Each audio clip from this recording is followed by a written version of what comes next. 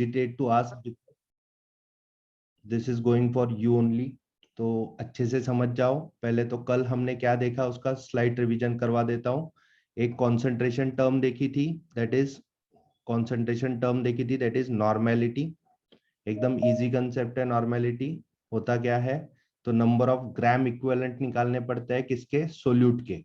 अब gram equivalent तो हमें पता नहीं है क्या होता है, तो number of gram equivalent of solute कैसे निकलता है, तो मास ऑफ सोल्यूट तो आपको पता होता है, अपॉन क्या करना होता है, इक्विवेलेंट मास ऑफ सोल्यूट। अब इक्विवेलेंट मास ऑफ सोल्यूट भी तो आपको पता नहीं होता है, तो फिर इक्विवेलेंट मास ऑफ सोल्यूट कैसे निकलता है, तो molar mass of solute upon n factor. यही जो चीज है वो समझने वाली इंपॉर्टेंट बात थी। एन फैक्टर क्या होता है, तो n factor is valency factor. कोई भी एसिड है सपोज HCl, तो वो एक मॉलिक्यूल एक ही H प्लस देता है, तो उसको 1 कहेंगे, वैलेंसी फैक्टर उसका 1 आ गया, मतलब उसका equivalent mass is equal to its molar mass. ठीक है। उसके बाद अगर H2SO4 है तो उसमें 2 H होता है डोनेटेबल, तो उसका एन फैक्टर 2 आ गया।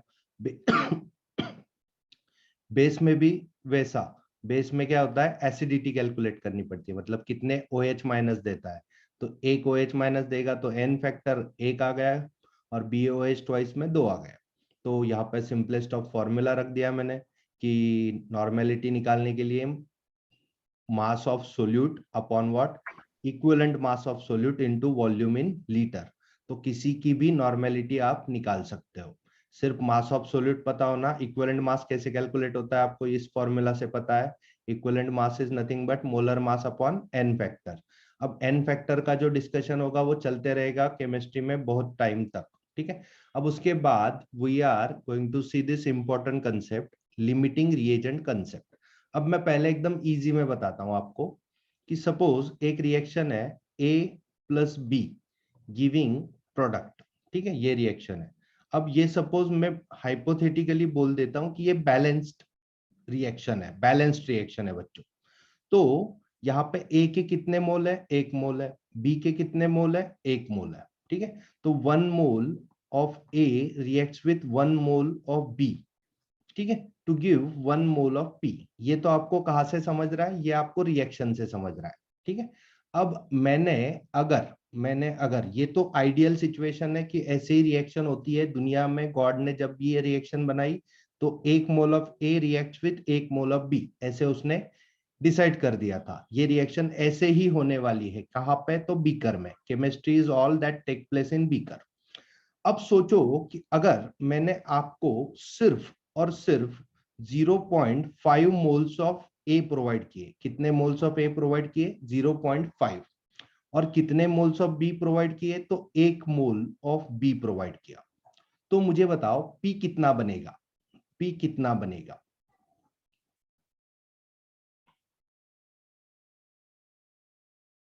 कोई तो इनिशिएटिव ले और बताए, कुछ तो राइट रॉन्ग कुछ भी होने दो। मैंने प्रोवाइड करते वक्त रिएक्शन स्टोइशियोमेट्री से क्या समझ रहा है बेटा, कि 1 मोल ऑफ ए रिएक्ट होता है 1 मोल ऑफ बी से, लेकिन मैंने आपको प्रोवाइड करते वक्त कितना मोल ऑफ ए प्रोवाइड किया, 0.5 मोल प्रोवाइड किया, और कितने मोल ऑफ बी प्रोवाइड किया, तो 1 मोल ऑफ बी प्रोवाइड किया। तो टेल मी कि यहाँ पे पी कितना बनेगा। तो बट ऑब्वियस है कि कौन सा रिएजेंट एक्सेस में है और कौन सा रिएजेंट लिमिटेड है।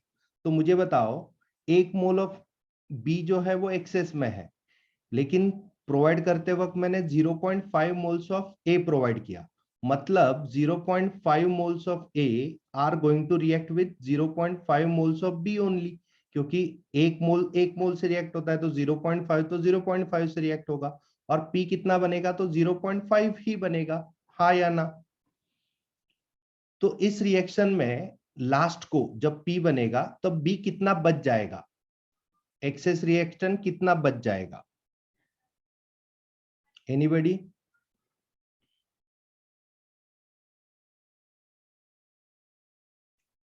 1 मोल ऑफ बी लिया था ना हमने, उस पे से 0.5 तो रिएक्ट हो गया किससे, 0.5 मोल्स ऑफ ए से, तो बी कितना बचेगा, तो 0.5 विल बी इन एक्सेस, हाँ या ना।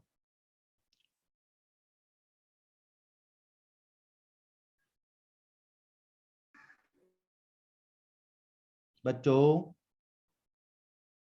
आइडियल सिचुएशन क्या थी, 1 मोल ऑफ 1 मोल से रिएक्ट होता है तो 1 मोल बनाता है, लेकिन मैंने कितना प्रोवाइड किया, तो 0.5 प्रोवाइड किया ए को और 1 मोल बी का प्रोवाइड किया, तो 0.5 तो 0.5 से रिएक्ट होगा और सिर्फ 0.5 ही बना सकता है। मतलब रिएक्शन किसके खत्म होने से खत्म हो गई, ए खत्म हो गया इसलिए रिएक्शन खत्म हुई, क्योंकि ए अगर 1 मोल रहता तो रिएक्शन चलती रहती थी, लेकिन ए का अमाउंट रिस्ट्रिक्टेड है, तो आपको समझना पड़ेगा ए आपका लिमिटिंग रिएजेंट है और बी आपका एक्सेस रिएजेंट है। यस और नो बता दो बच्चों जल्दी से।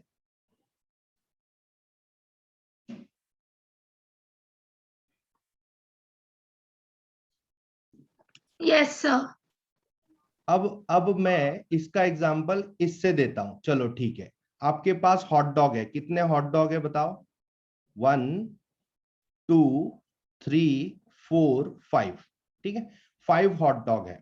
और बन कितने आपके पास, तो बन है 1 2 3 4।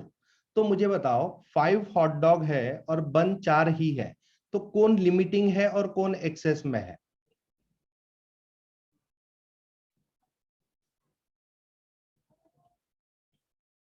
कौन लिमिटिंग है और कौन एक्सेस में है?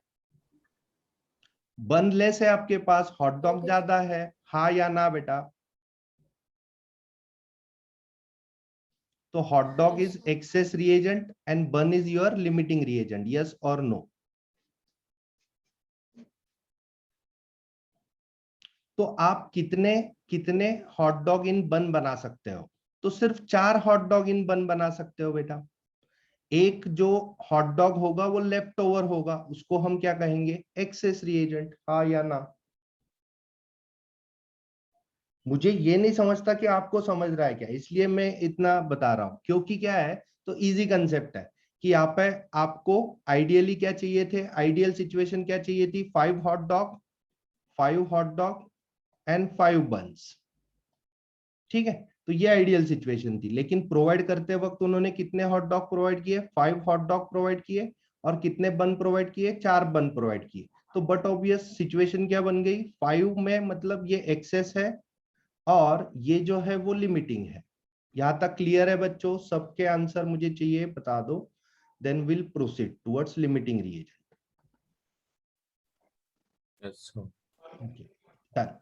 देन यहाँ पे अगर ये सब कुछ क्लियर है तो मुझे इतना बता दो सिर्फ कि ये न्यूमेरिकल है आपके सामने, इसको अप्रोच करना है और मैं कुछ ट्रिक बताऊंगा और उस ट्रिक से आपको फाइंड करना है लिमिटिंग रिएजेंट फर्स्ट। तो ये जो लिमिटिंग रिएजेंट के न्यूमेरिकल्स होते हैं काफी आसान होता है, if you once get it then it is very easy for you to understand. ये सिंपल एनसीईआरटी का प्रॉब्लम है, simplest of the problem, JEE का भी नहीं बात कर रहा हूं मैं, simplest of the problem.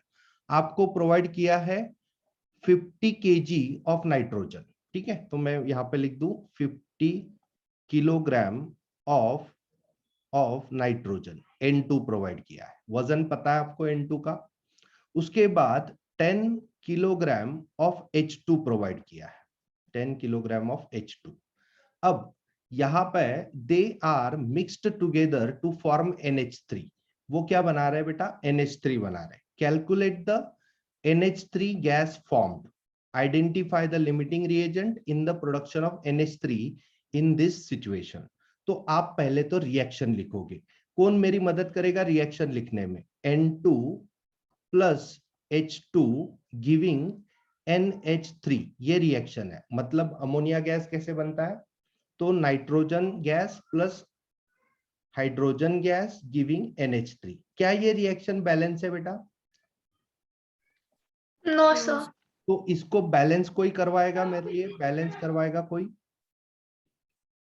Sir N2 plus 3H2 results in 2NH3। चलो ठीक है, तो दिस इज वेरी गुड। तो ये रिएक्शन अपनी बैलेंस हो गई, बैलेंस हो गई। तो इस रिएक्शन को हम अब किस तरह से देख सकते हैं, तो स्टोइशियोमेट्रिक वे में देख सकते हैं। अब स्टोइशियोमेट्रिक वे क्या होता है, तो N2 का स्टोइशियोमेट्रिक कोएफिशिएंट, पहले तो बैलेंस रिएक्शन हो गई कि स्टोइशियोमेट्रिक कोएफिशिएंट आपको पता होता है, N2 का स्टोइशियोमेट्रिक कोएफिशिएंट 1 है, कोई डाउट नहीं। H2 का स्टोइशियोमेट्रिक कोएफिशिएंट 3 है, कोई डाउट नहीं। NH3 का स्टोइशियोमेट्रिक कोएफिशिएंट 2 है, कोई बात नहीं। जब तक ये रिएक्शन बैलेंस नहीं थी तब तक आपको पता नहीं था कि उनके स्टोइशियोमेट्रिक कोएफिशिएंट्स क्या होने वाले हैं, लेकिन जब आपने उसको सक्सेसफुली बैलेंस कर दिया, अब आपको पता है कि स्टोइशियोमेट्रिक कोएफिशिएंट क्या होने वाले हैं। ठीक है, तो अब प्रोसीड करते हैं टुवर्ड्स द ट्रिक।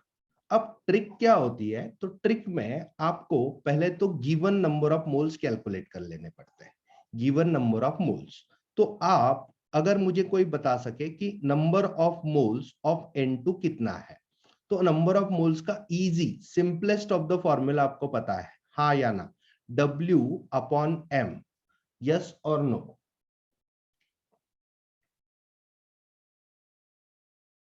तो number of moles of H2 भी आप कैलकुलेट कर सकते हो। Given number of moles calculate करना है आपको। ट्रिक अगर समझनी है तो given number of moles calculate करते आने चाहिए। तो वजन कितना था बता दो, 50 किलोग्राम। अब 50 किलोग्राम तो हम लेते नहीं, तो ग्राम में कन्वर्ट करना पड़ेगा। तो 50 इंटू 10⁻3, समझ रहे हो बात को? W की वैल्यू ग्राम अपॉन उसका मोलर मास। N2 का मोलर मास कोई बता दे मुझे? 28. 28। तो यहाँ पे क्या हो जाएगा, बता दो बच्चों, क्या आंसर आएगा? तो सिंपल आप 50 इंटू 1000 अपॉन 28 कर रहे हो, और यहाँ पे कितना कर रहे हो? तो 10 kg था, उसको ग्राम में कन्वर्ट किया, 10⁻3 ग्राम हो गया, अपॉन आप कितने में मोलर मास ऑफ H2 बताओ। तो H प्लस H का होता है एटॉमिक मास 1, दूसरे H का 1, तो यहाँ पे कितना आ जाएगा? 2 आ जाएगा। यस और नो बेटा? Yes, sir. ओके, तो यहाँ पे आपने ये कैलकुलेट कर लिया और इसकी वैल्यू आ गई। कुछ तो बताओ values, number of moles of N2।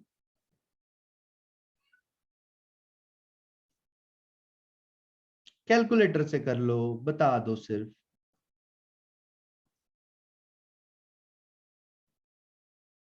17.86 into 10⁻2 moles, हाँ या ना?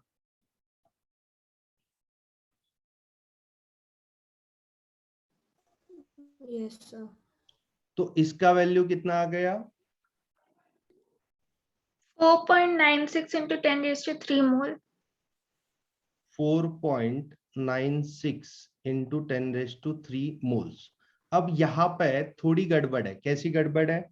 कि अगर आप इसका जो H2 का मोलर मास है वो 2 कंसीडर करते हो, तो वो 5 आएगा। यस और नो? लेकिन अगर आपने एकदम एग्जैक्ट मोलर मास लिया तो वो होता है 2.016, तो हम उसको कंसीडर नहीं करेंगे।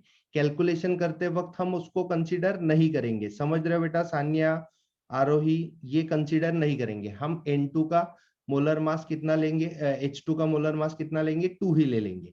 तो अपनी वैल्यू क्या आ जाएगी? एग्जैक्ट कितनी आ जाएगी? 5 5. इंटू 10⁻3। यस और नो? Yes, sir. हो। 10, ये तो 28 एग्जैक्ट आता है, 28.0, तो लेकिन ये 2.016, मतलब ये काफी ऐसी निग्लिजिबल वैल्यू है जिसको आप निग्लेक्ट कर दो, मतलब कैलकुलेशन आसान हो जाएगा, तो ज्यादा दिक्कत नहीं आएगी। ठीक है, अब यहाँ पे आपको ट्रिक बताता हूं कि दोनों के नंबर ऑफ मोल्स आपको पता है, तो आप इस रिएक्शन को फिर से नीचे लिख दो। फिर से मैं ट्राई कर रहा हूं रिएक्शन लिखने का। N2 plus 3H2 giving 2NH3। तो अब आपको मैं ट्रिक बताता हूं। तो ट्रिक क्या करनी होती है? रिएक्शन में 2 रिएजेंट है, यस और नो? 2 रिएजेंट कौन से है? N2 और H2। तो आपको सिंपल मोल्स गिवन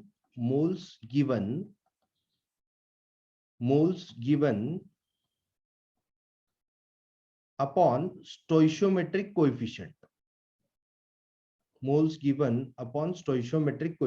ऐसे करना पड़ता है।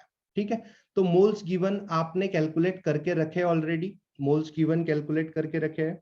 तो यहाँ पे बताओ N2 के मोल्स गिवन कितने हैं? 17.86 इंटू 10⁻²। यहां तक समझ रहा है सब कुछ? अब स्टोइशियोमेट्रिक कोएफिशिएंट N2 का कौन बताएगा? स्टोइशियोमेट्रिक कोएफिशिएंट N2 का 1. यस इट इज 1, तो 1 लिख देंगे नीचे। अब यहाँ पे नंबर ऑफ मोल्स किसके कैलकुलेट करने हैं हमें? तो नंबर ऑफ मोल्स हमें चाहिए, नंबर ऑफ मोल्स हमने ऑलरेडी कैलकुलेट करके रखे किसके?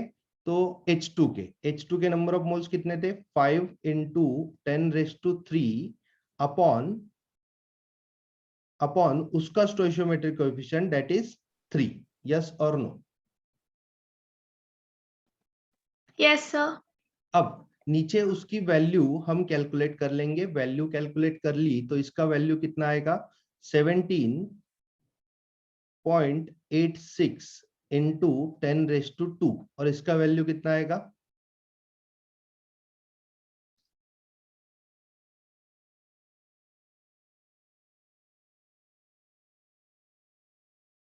One 1.66 into 10⁻³। हाँ या ना बता दो दोनों का value. Yes, sir. Now I am asking you a very simple question कि ये वैल्यू बड़ी है या ये वैल्यू बड़ी है? नहीं तो I will modify my question. I will ask you कि इन दोनों में से कौन सी वैल्यू छोटी है?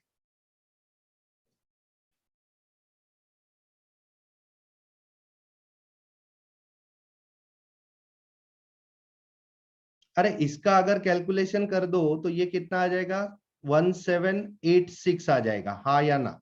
Total value. और इसका वैल्यू कितना आ जाएगा? 1660, हाँ या ना? हाँ, sir. Yes, sir. Then you tell me बेटा, यू टेल मी कि ट्रिक एकदम अच्छे से अगर आप ऐसे मैनेज कर सको तो मैं इतना धीरे पढ़ा रहा हूं कि like I am like very slow. तो ट्रिक क्या बताती है? तो जो कम आती है वैल्यू, ये जो given moles upon stoichiometric coefficient की वैल्यू कम आती है, उसको सजा धजा लो और उसको क्राउन पहना दो और उसको बोल दो limiting reagent.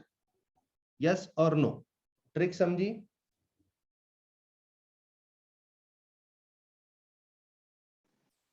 Yes, sir. Okay तो आपको लिमिटिंग रिएजेंट कैसे पता लगाना है? तो एकदम सिंपल है, दोनों रिएक्टेंट के नंबर ऑफ मोल्स आप कैलकुलेट कर लो अपॉन बैलेंस रिएक्शन में उनके स्टोइशियोमेट्रिक कोएफिशिएंट कर लो, और जो कोएफिशिएंट कम आता है that is 1660, that is less, so it is your limiting reagent. Now what is the success कि मैंने लिमिटिंग रिएजेंट तो फाइंड कर लिया। तो मेरे पास लिमिटिंग रिएजेंट कौन है बेटा? तो लिमिटिंग रिएजेंट है हाइड्रोजन H2। तो अब मैं फिर से रिएक्शन में जो बताया गया है उसको कैलकुलेट करने का ट्राई करता हूं। N2 plus 3H2 giving 2NH3। अब रिएक्शन में हमें क्या बोला है, क्या कैलकुलेट करने का बोला है? ठीक है, तो न्यूमेरिकल देखो और पढ़ो और बताओ क्या कैलकुलेट करना है हमें।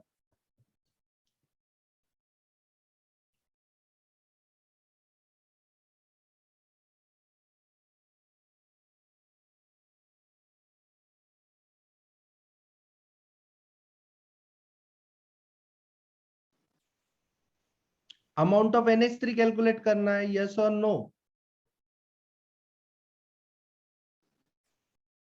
बच्चों? अमाउंट ऑफ NH3 कैलकुलेट करना है, ठीक है। तो how will you calculate amount of NH3? तो सिंपलेस्ट बात है, तो यहाँ पे मैं लिखूंगा what I know from reaction, what I know from reaction. Reaction से मुझे क्या पता लगता है? तो I am going to connect NH3 to only H2 because H2 is our limiting reagent. तो बता दो 3 moles of H2 give 2 moles of NH3, हाँ या ना? रिएक्शन से समझने वाली बात समझ गए बेटा? Yes, sir. Okay then what is given नीचे होता है what is given.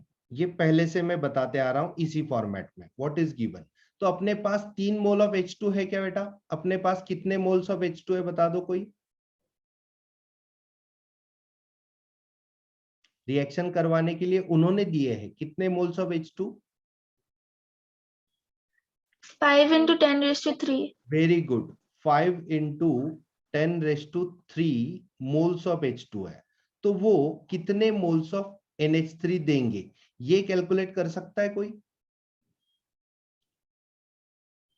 Simple cross multiplication है। कैसा कैसा क्रॉस मल्टीप्लीकेशन है? 2 into 5 into 10 raised to 3 upon 3। समझ रहा है किसी को? Yes, sir. तो बता दो ये कितना आया।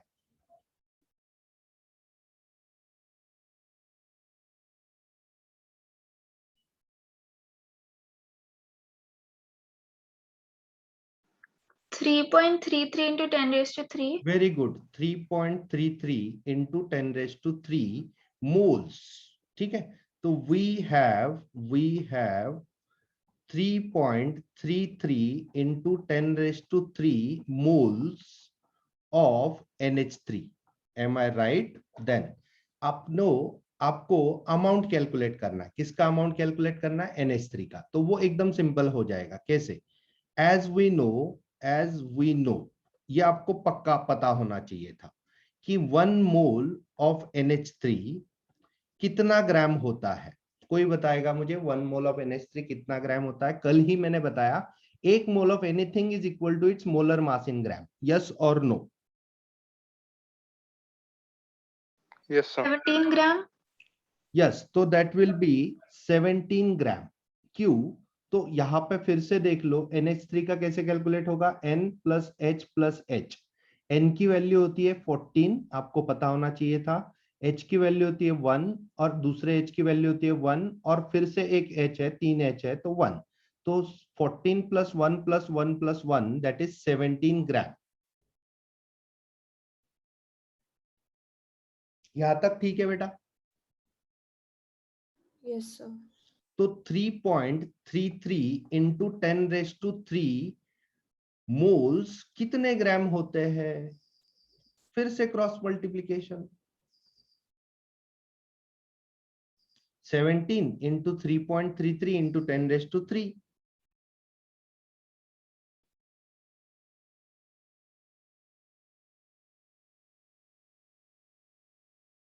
Answer 56.61 into 10 raised to 3. 56.61 into 10 raised to 3 grams। तो in the reaction 56.61 into 10 raised to 3 gram of ammonia is formed। क्या दिक्कत थी? इजी था, फॉर्म्ड। तो अगर इतना के ग्राम ऑफ अमोनिया फॉर्म हो रहा है तो उसको केजी में भी कन्वर्ट कर सकते हो। केजी में कैसे आएगा?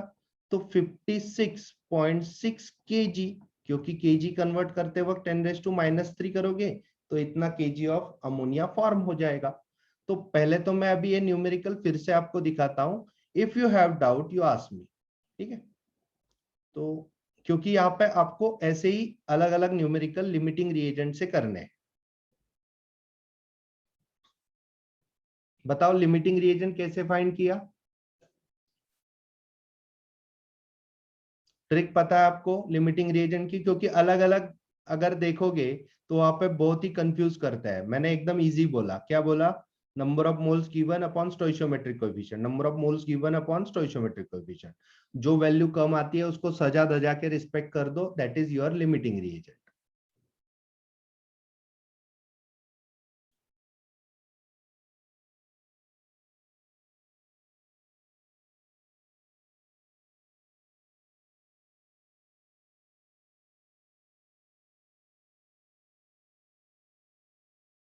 क्लियर है हमने कैसे कैलकुलेट किया?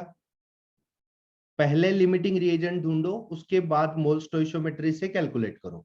मोल स्टोइशियोमेट्री कैसे समझी? 3 moles gives 2 moles, so 5 into 10⁻³ moles will give that much. So that is we are having that number of moles of NH3 that we can convert in grams by simply considering the mole concept. यहां तक ठीक है? Yes, sir. Okay Yes, तो sir. अगर यहां तक ठीक है तो हम आगे जाएंगे। आगे एक और एमसीक्यू पढ़ा है, that is based on mole concept. Yes और नो? तो अब हमें पहले तो एमसीक्यू समझ लेना है कि BaCl2 मिक्स कर रहे हैं हम Na3PO4 के साथ, और बन क्या रहा है Ba3PO4 ट्वाइस। तो can I right the reaction? Just मेरी हेल्प करो रिएक्शन राइट करने में।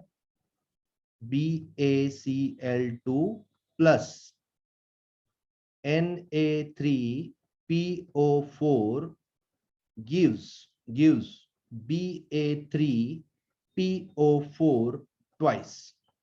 अब सबसे बड़ी टास्क क्या है? तो इस रिएक्शन को बैलेंस करवाना। तो can you tell me, anybody can you suggest how to balance the reaction? Just by trial and error. But obvious इसमें कौन कौन रह गए? Cl और Na रह गया, तो NaCl भी बनेगा रिएक्शन में। तो NaCl भी बनेगा, तो मैं NaCl भी लिख देता हूं। अब बताओ, कोई तो बैलेंस करके बताओ। Ba कितने चाहिए बेटा? Ba बैरियम कितने चाहिए? 3. वेरी गुड, 3 बैरियम चाहिए। Na3, ठीक है। PO4 कितने चाहिए थे आपको? सर PO4 इधर देखो 2 आएगा 2 लेफ्ट पे, आएगा। चल ठीक है, यहाँ पे कुछ राइट नहीं, पे यहाँ पे 1 ही होगा। और यहाँ पे 6। कितने? 6 NaCl। 6. तो आर यू गेटिंग कि how I balance the reaction? By Yes, trial sir. And error method.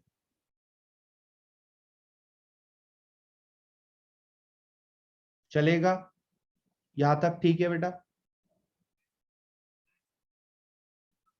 देखो मैं बहुत ही धीरे से मोल कॉन्सेप्ट पढ़ा रहा हूं, आपको सिर्फ समझ लेना है कि मैं क्या बात कर रहा हूं। ये बैलेंसिंग हो गया तो आपको अब मोल स्टोइशियोमेट्री पता है। BaCl2 के कितने मोल चाहिए आपको? 3। Na3PO4 ट्वाइस के कितने? 2। अब बताओ गिवन नंबर ऑफ मोल्स कितना है? कोई लिमिटिंग रिएजेंट फाइंड कर सकता है मेरे लिए?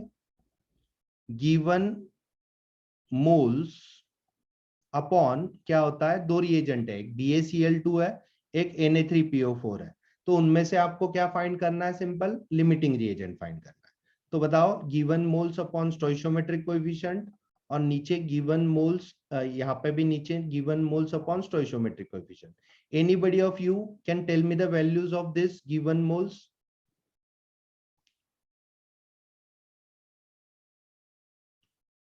आपको दिए गए मोल।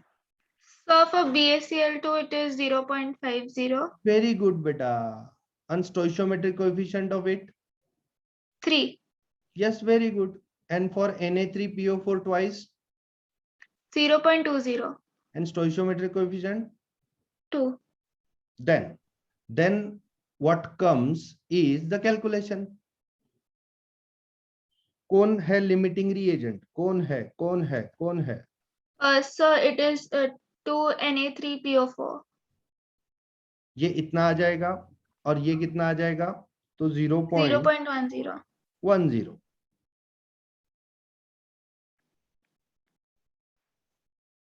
0.1। अब 10 भी कंसिडर किया तो भी चल जाएगा। अब किसको सजाऊं धजाऊं, मेकअप करूं? किसका मेकअप कर दूं? BaCl2 का क्या Na3PO4 ट्वाइस का? Na3PO4 twice. Yes, very good. So this is what I am getting for the limiting reagent. So this is my LR. So this is what I am going to need for the further calculation. चलो अब further calculation किसको समझ रहा है बताओ? What I, मैं फिर से लिख रहा हूं, what I know from reaction. Reaction से मुझे, बैलेंस रिएक्शन से, बैलेंस, कोई भी रिएक्शन की रिस्पेक्ट नहीं होती केमिस्ट्री में, बैलेंस रिएक्शन की रिस्पेक्ट होती है। तो what I know from reaction में लिख रहा हूं, 2 मोल्स ऑफ Na3PO4 गिव्स कितने मोल्स ऑफ Ba3PO4 ट्वाइस? जल्दी बताओ। 1 मोल ऑफ Ba3PO4 ट्वाइस। तो अगर 2 मोल 1 मोल देते हैं तो व्हाट इज गिवन? चलो स्मिति बताओ व्हाट इज गिवन। गिवन कितने मोल है Na3PO4 के?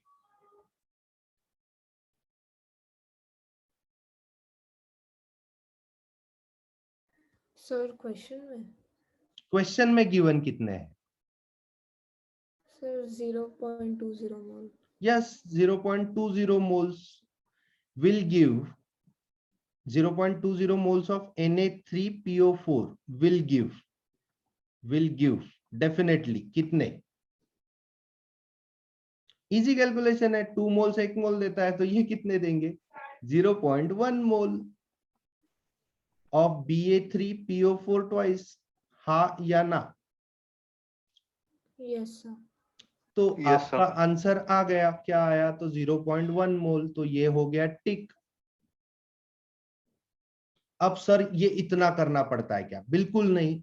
एग्जाम में कैसे करोगे? एग्जाम में आपको फट से रिएक्शन आनी चाहिए, 0.5/3, 0.2/2, तो आपको इमीडिएटली पता लग जाना चाहिए Na3PO4 इज लिमिटिंग रिएजेंट। आप यहीं पे देख लो 2 मोल्स कितने मोल देते हैं? 1 मोल, तो 0.2 will give you 0.1 tick. With in fraction, मतलब विद इन हाफ मिनट आप आंसर कर सकते हो एग्जाम में, जब प्रैक्टिस कर लोगे तब। यहां तक क्लियर है? Yes, sir. यस ठीक सर। है, तो अगर यहां तक क्लियर है, आपने यहां तक थोड़ा बहुत समझ लिया है लिमिटिंग रिएजेंट कैसे फाइंड करने वगैरह, तो हम आगे जाएंगे। पहले तो एक लिमिटिंग रिएजेंट का कोई न्यूमेरिकल और लेते हैं।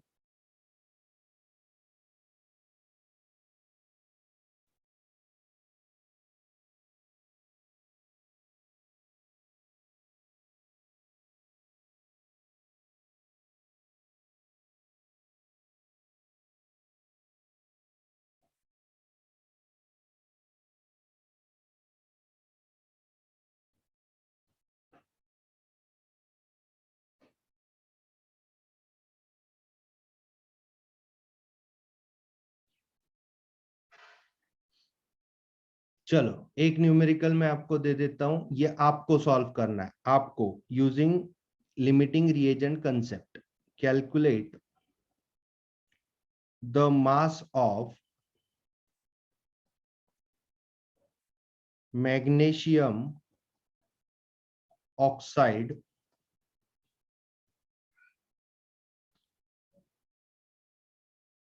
if 2.40 gram of magnesium reacts with 10 gram of oxygen। आपको क्या कैलकुलेट करना है? मैग्नीशियम ऑक्साइड का मास। एंड मैग्नीशियम ऑक्साइड का मास आप कैसे कैलकुलेट करोगे? तो फाइंडिंग द लिमिटिंग रिएजेंट। सबसे पहली टास्क क्या होगी? तो आपको बैलेंस केमिकल रिएक्शन दिखनी चाहिए। तो आपको मैंने बताया था जेई के पेपर में या किसी भी पेपर में एटॉमिक मास मेंशन्ड होता है। तो मैं यहाँ पे मैग्नीशियम का एटॉमिक मास बता दूं। मैग्नीशियम का एटॉमिक मास होता है 24